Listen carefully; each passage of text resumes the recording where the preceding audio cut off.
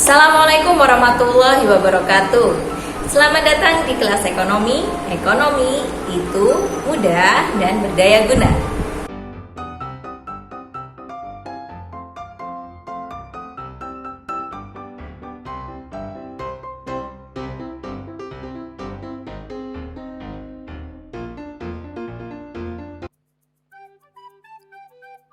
Alhamdulillahirabbil alamin. Kita telah memasuki bab yang selanjutnya, yaitu tentang akuntansi perusahaan jasa. Ada banyak hal yang akan kita pelajari. Nah, di dalam video pembelajaran kali ini kita akan membahas tentang apa saja yang akan kita pelajari dan manfaat kita belajar tentang akuntansi perusahaan jasa, apa saja kriteria perusahaan jasa. Kemudian kita juga akan belajar tentang mekanisme debit dan kredit yang tentunya hal ini tidak terlepas dari pembahasan bab sebelumnya, yaitu persamaan dasar akuntansi. Nah, selanjutnya kita juga akan belajar tentang bukti-bukti transaksi, sehingga dari bukti-bukti tersebut kita dapat menganalisis transaksi sehingga kita dapat melakukan pencatatan akuntansinya. Menarik bukan? Maka disimak dengan baik ya. Tujuan pembelajaran kita kali ini adalah dengan mempelajari bab akuntansi perusahaan jasa, kalian diharapkan mampu menjelaskan karakteristik perusahaan jasa, menjelaskan tahap pencatatan akuntansi pada perusahaan jasa, menjelaskan tahap pengiktisaran akuntansi pada perusahaan jasa, dan menjelaskan tahap pelaporan akuntansi pada perusahaan jasa. Nah, manfaat yang bisa kalian dapatkan adalah dengan mempelajari akuntansi perusahaan jasa, nantinya kalian dapat menyusun laporan keuangan, di mana laporan keuangan ini pastinya sangat bermanfaat sebagai informasi keuangan dari sebuah perusahaan.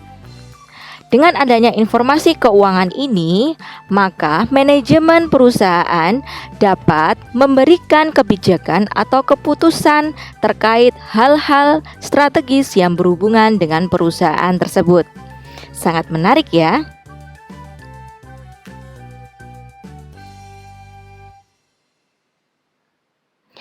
Nah, di dalam akuntansi perusahaan jasa ada siklus yang terjadi. Nah, apa saja siklus akuntansi perusahaan jasa? Yaitu yang pertama, kita akan membahas tentang karakteristik perusahaan jasa, kemudian apa saja tahapan-tahapan yang ada di dalamnya. Ada 3 tahapan di dalam siklus akuntansi perusahaan jasa. Yang pertama adalah tahap pencatatan. Yang kedua adalah tahap pengiktisaran. Dan yang ketiga adalah tahap pelaporan.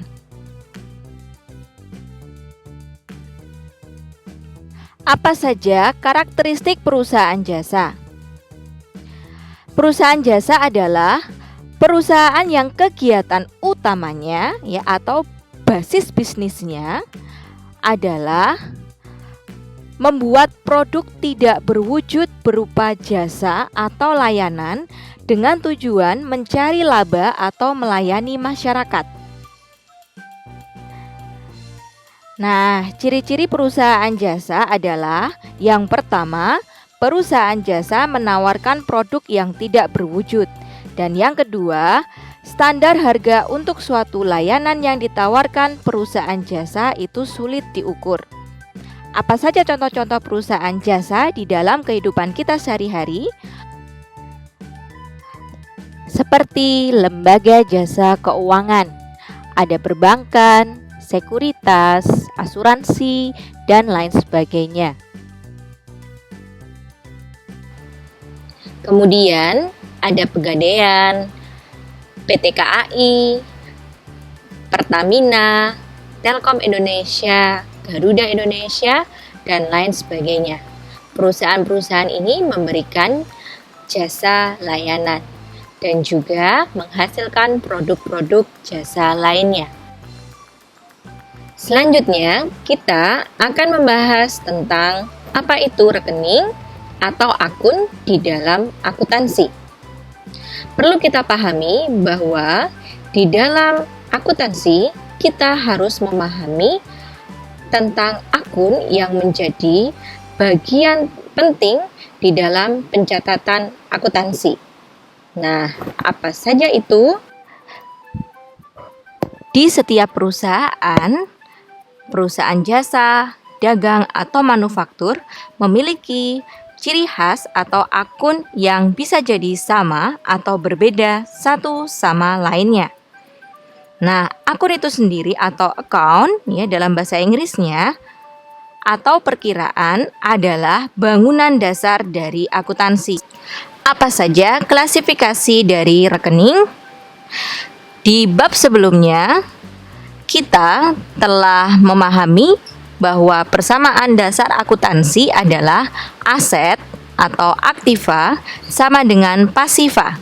Pasiva sendiri terdiri dari utang ditambah ekuitas atau modal, sehingga aset sama dengan hutang atau kewajiban ditambah modal atau ekuitas. Di dalam aktiva atau aset ada beberapa jenis aktiva. Yang pertama adalah aktiva lancar, yaitu current asset. Kedua, aktiva tetap atau fixed asset. Dan yang ketiga adalah aktiva tetap tidak berwujud atau yang disebut dengan intangible asset. Aktiva lancar contohnya adalah kas, surat berharga, piutang usaha, piutang wesel, perlengkapan, dan biaya dibayar di muka. Sehingga aktiva lancar ini adalah uang tunai atau aktiva lainnya yang diharapkan segera menjadi uang tunai atau aset ini bersifat likuiditasnya tinggi. Kalau aktiva tetap, contohnya adalah tanah, bangunan, kendaraan, dan peralatan. Sehingga aktiva tetap ini adalah aktiva yang memiliki daya tahan lama atau likuiditasnya lebih rendah daripada aktiva lancar. Dan yang terakhir ada aktiva tetap tidak berwujud, di mana aktiva ini mencerminkan hak atau posisi yang menguntungkan perusahaan dalam menghasilkan pendapatan. Contohnya adalah hak cipta atau hak paten, hak cetak, dan goodwill. Selanjutnya, kita akan membahas klasifikasi akun di dalam pasiva. Yang pertama, kita akan belajar tentang akun-akun dalam kewajiban. Di dalam kewajiban atau liabilitas, ada dua jenis, yaitu kewajiban lancar atau current liabilities, dan yang kedua, kewajiban tetap atau fixed liabilities. Kewajiban lancar contohnya adalah utang usaha, utang wesel, utang biaya, penghasilan diterima di muka, atau persekot penghasilan. Sehingga kewajiban lancar ini adalah hutang-hutang yang diharapkan dapat dibayar dalam jangka waktu yang tidak panjang. Biasanya, hutang-hutang dengan tipe kewajiban lancar ini jarak jatuh temponya adalah sekitar kurang lebih 1 tahunan sampai 5 tahun. Sementara itu, untuk kewajiban tetap, contohnya adalah utang obligasi dan hutang hipotek, di mana kewajiban atau pinjaman ini bersifat jangka panjang, dengan atau tanpa jaminan benda tetap atau benda tidak bergerak. Biasanya, kewajiban tetap ini jangka waktu jatuh temponya lebih dari 5 tahun. Kemudian, kita akan membahas akun di dalam ekuitas atau modal. Dari sudut pandang perusahaan, ada jumlah yang harus dibayar atau dikembalikan kepada pemilik, yaitu utang kepada pemilik. Dan dari sudut pandang pemilik modal, ada residual atas aktiva perusahaan setelah dikurangi dengan semua kewajiban. Contohnya adalah setoran dari pemilik, prive atau dividen, dan laba ditahan. Kemudian ada akun pendapatan atau revenue, di mana ketika terjadi pendapatan, maka dapat mengakibatkan kenaikan modal atau ekuitas. Hal ini diakibatkan oleh proses penjualan barang atau jasa kepada pembeli. Ada juga akun beban atau expenses, adalah pengeluaran dan kewajiban yang harus dibayarkan. Ketika terjadi beban, maka akibatnya dapat mengurangi modal atau ekuitas. Selanjutnya, kita akan membahas tentang akun-akun dalam laporan keuangan neraca dan laba rugi. Di dalam akun neraca, bagian aktiva, contoh akun-akunnya yaitu ada kas, piutang usaha, perlengkapan, asuransi dibayar di muka, tanah, peralatan kantor. Di dalam pasiva, yaitu dalam kewajiban, ada akun utang usaha dan sewa diterima di muka. Kalau di ekuitas pemilik, ini masih bagian dari pasiva, ada modal atau penarikan pemilik. Ya, penarikan ini nama lainnya adalah prive. Ini adalah contoh-contoh akun yang biasanya muncul. Kemudian untuk di akun laporan laba rugi, ya, ini ada dua jenis, yaitu akun yang terlibat di dalam pendapatan dan akun-akun yang ada di dalam beban. Nah, pendapatan, kalau untuk perusahaan jasa, akun yang sering muncul adalah pendapatan jasa. Walaupun ada akun-akun lain yang terkait juga tentang pendapatan. Kemudian ada akun beban. Akun-akun beban ini bisa berkembang sesuai dengan kebutuhan perusahaan jasa tersebut. Ini ada contohnya seperti beban upah, beban sewa, beban utilitas, beban perlengkapan, dan beban rupa-rupa. Baik, selanjutnya kita akan belajar tentang mekanisme debit dan kredit. Perlu kita pahami bahwa karakteristik suatu akun, apabila akun tersebut adalah akun aktiva, maka saldo normalnya mayoritas ada di sisi kiri atau debit. Apabila dia pasiva, maka dia ada di posisi sisi kanan, di mana saldo normalnya mayoritas ada di kredit. Untuk lebih jelasnya, kita akan simak tabel berikut ini. Nah, ini ada aturan debit dan kredit, khususnya untuk melihat saldo normal dari setiap akun.